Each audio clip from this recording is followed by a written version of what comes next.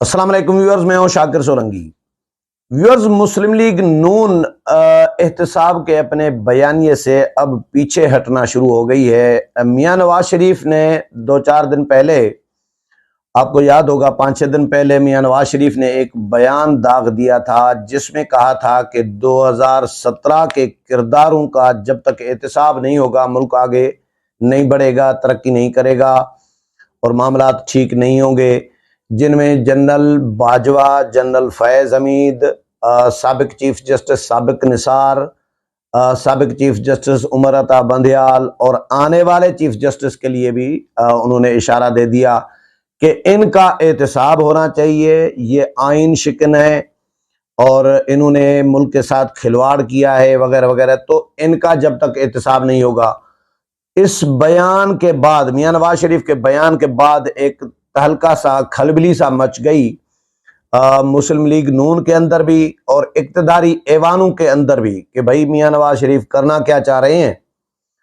एक तो मियां साहब के साथ, उनकी पार्टी के साथ मामलात बहुत तकरीबन फाइनल होने को थे और peoples party, Imran Khan Khude line लग चुके थे। इमरान खान जेल में थे खुद भी और उनकी पार्टी तितर बितर हो चुकी थी। इमरान खान के मरकजी रहनुमा या तो उठाए गए थे, गायब थे या जेलों में थे। तो ऐसे में पीपल्स पार्टी के साथ भी, पीपल्स पार्टी भी बयानबाजी, बिलावल भुट्टो जरदारी भी बयानबाजी धड़ाधड़ कर रहे थे। तो पीपल्स पार्टी के लिए भी कहा जा रहा था, कभी आसिफ अली जरदारी और बिलावल भुट्टो जरदारी दोनों जाकर दुबई बैठ जाते थे, तो फिर शर्जील मेमन और नासिर शाह, इनके लिए भी कहा जा रहा था कि वो भी चले गए हैं। फिर लोगों ने तसर दिया कि जी अब वो नहीं आएंगे, लेकिन ऐसा नहीं था। ये तसर था सिर्फ लोगों का, लेकिन वो वापस आए।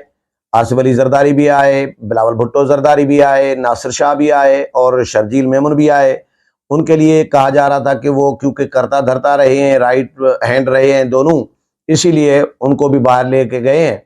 और सिंध गवर्नमेंट के, यानी माजी की हुकूमत के, पीपल्स पार्टी की हुकूमत के तकरीबन लोगों को ECL पे या नो फ्लाई लिस्ट में, और एक मुख्तलिफ लिस्टें होती हैं जो बाहर सफ़र नहीं कर सकते, उसमें शामिल कर दिया गया था। ये खबरें आई थी, लेकिन ऐसा तो नहीं हुआ। लेकिन एक बात तो यानी नज़र आ रही थी कि पीपल्स पार्टी के हवाले से मामला ठीक नहीं थे। तो हमने भी उस वक़्त रिपोर्ट भी किया, हमने डिस्कशन भी की, तज्जिए भी किए, आपको आगाह भी किया था कि पीपल्स पार्टी के साथ मामला ठीक नहीं है। मामला ठीक हैं तो वो हैं मुस्लिम लीग नून के, और मुस्लिम लीग नून में भी मियां शहबाज शरीफ के साथ मामला ओके हैं, क्योंकि अभी 1.5 साल जो मियां शहबाज शरीफ रहे हैं वजारत उज़्मा पे फायज, तो उन्होंने मामलात जिस अच्छे अंदाज में चलाए हैं, ये इस्टेब्लिशमेंट को, मुक़्तदर हलकों को वारा खाता है। मियां नवाज शरीफ की वजारत उज़्मा जब जब भी वो वजीर आज़म रहे हैं, तब तब उनका फड्डा हमेशा होता रहा है फौज के साथ या अदलिया के साथ, किसी न किसी ताकतवर इदारे के साथ मियां नवाज शरीफ का फड्डा जो है वो होता रहा है। फड्डा तो पीपल्स पार्टी का भी होता रहा है, लेकिन ये बड़ी जो जमातें हैं दोनों का होता रहा है। अभी आखिर में इमरान खान का भी हो गया था।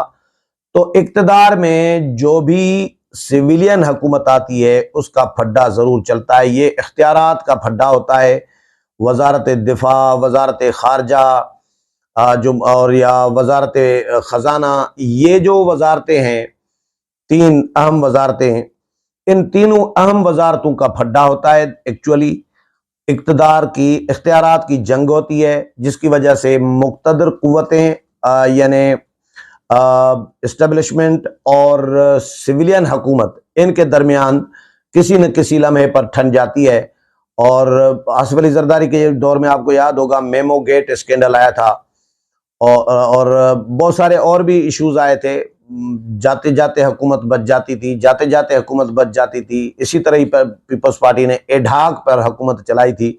3-3 दिन दिए जाते थे, हफ्ता हफ्ता दिया जाता था मीडिया में कि जी 3 दिन हुकूमत के बाकी रह गए हैं, 3 दिन के बाद हुकूमत नहीं होगी। लेकिन आसिफ अली जरदारी ने अपने महारत से 5 साल हुकूमत को पूरे कराए थे। तो इसी तरह नून लीग के साथ हमेशा, मियां नवाज शरीफ के साथ हमेशा फड्डा रहता है। कभी डॉन लीक्स आया, कभी क्या, कभी जिंदाल का मामला, कभी कोई और मामला। तो ये मामलात मियां नवाज शरीफ, कभी पानामा पेपर्स, तो मियां नवाज शरीफ के साथ फड्डा होता रहता है। शहबाज शरीफ के साथ 1.5 साल में फड्डा नहीं हुआ। शहबाज शरीफ येस मैन का किरदार अदा करते हैं, वो फड्डा करने की पोजीशन में नहीं होते, फड्डा करने के मिजाज भी नहीं है उनका, इसीलिए इस्टेब्लिशमेंट को शहबाज शरीफ वारा खाते हैं। तो शहबाज शरीफ के साथ मामला तकरीबन कहा जा रहा था कि ये तसर भी मिल रहा था, नजर भी ऐसा आ रहा था कि शहबाज के साथ, शहबाज की आनिया जाने भी बता रही थी कि नवाज शरीफ को मनाने गए हैं कि जी बाबूजी आप फिलहाल तो ना आए और मैं मामला सेट कर लिए हैं मैंने ये वगैरह, लेकिन मियां नवाज शरीफ ने माना नहीं तो वो वापस आ गए। मियां नवाज शरीफ ने ऊपर से बयान दाग दिया पीछे से, तो फिर शहबाज शरीफ वापस चले गए लंदन, और मरीम नवाज भी दोबारा लंदन पहुंच गए और मियां साहब को फिर मीटिंगें कर रहे हैं। तो अब ये तसर तो आम हो चुका है। उसके बाद ये हुआ कि पीटीआई को रिलीफ मिलना शुरू हो गया, पीटीआई के लोग रिहा होना शुरू हो गए, पीटीआई के जो गायब लोग थे, गुमशुदा लोग थे, वो बाजियाब होना शुरू हो गए। इमरान खान अटक जेल में सख्ती में थे, पीटीआई के लोग इमरान खान के हमदर्द हामी रो रहे थे कि इमरान खान को वॉशरूम और कमरे के दरमियान, रहायश के दरमियान, कमरे में जिसमें इमरान खान को रहाया गया है, ठहराया गया है, कैद किया गया है, उसमें कोई स्पेस नहीं है। ये इस तरह की कंपेन चलाते रहे हैं। एतजाज अहसन को भी मैं सुन रहा था, वो भी यही बात कर रहे थे कि बड़ी मुश्किल में है जी। वकुला दरखास्तें भी देते रहे हैं कि भाई अटक से जो है अडियाला मुंतकिल करें। तो इसका मतलब है कि अटक में मुश्किलात थी। तो अब अडियाला कल शाम को, रात को इमरान खान मुंतकिल हो चुके हैं और इमरान खान को एसी रूम दिया गया है, कहा जा रहा है इमरान खान को अटैच बाथ दिया गया है। मेडिकल की तमाम जो जेल मैनुअल के मुताबिक जो रिक्वायरमेंट्स होती हैं, सहूलियात होती हैं साबिक वज़ीर आज़म को, वो तमाम की तमाम सहूलियात दी जा रही हैं। और पीटीआई के जो जो लोग, इमरान रियाज खान है या शहरियार आफरीदी के भाई हैं, कुछ और भी, तो ये जब रिहा और बाजियाब होना शुरू हो गए हैं, एक तसर पीटीआई के साथ डील का आ चुका है और चल रहा है इस वक्त सियासी हलकों में।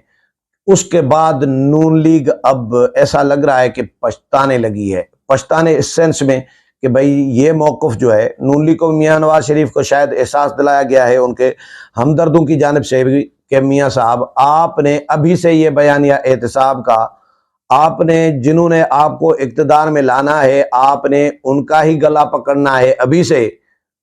तो फिर कैसे इक़्तिदार में आप आएंगे या आपकी पार्टी आएगी? तो आप फ़िलहाल तो आप टल जाएं, फ़िलहाल तो माफ़ कर दें, तो आप ये मौक़िफ़ एहतसाब वाला जो है इससे विड्रा हो जाएं, पीछे हट जाएं। तो मियां साहब ने तो अभी कोई ऐसी बात नहीं की, लेकिन मियां जावेद लतीफ़ मियां साहब के करीबी साथियों में शुमार किए जाते हैं और हार्ड लाइनर हैं। मियां जावेद लतीफ़ मेरे दोस्त हैं, भाई हैं, लेकिन वो हार्ड लाइनर्स में शामिल शुमार किए जाते हैं।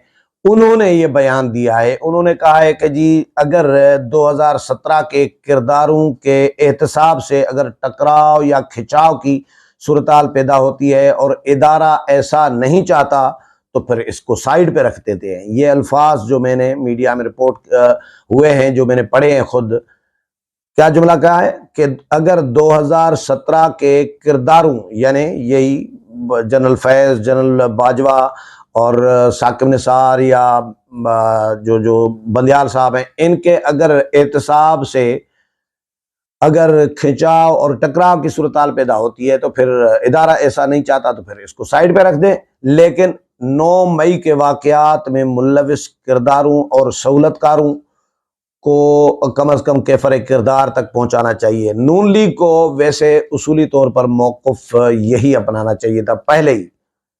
पहले नून लीग को करती कुछ है, फिर बाद में फिर पछतावा। इससे बेहतर है कि सोच समझ के कोई माहिरीन के साथ मुशावरत करके, साइड इफ़ेक्ट भी जांच के कि भाई ये अगर काम करेंगे, बयान देंगे तो इसके नुकसानात क्या हैं।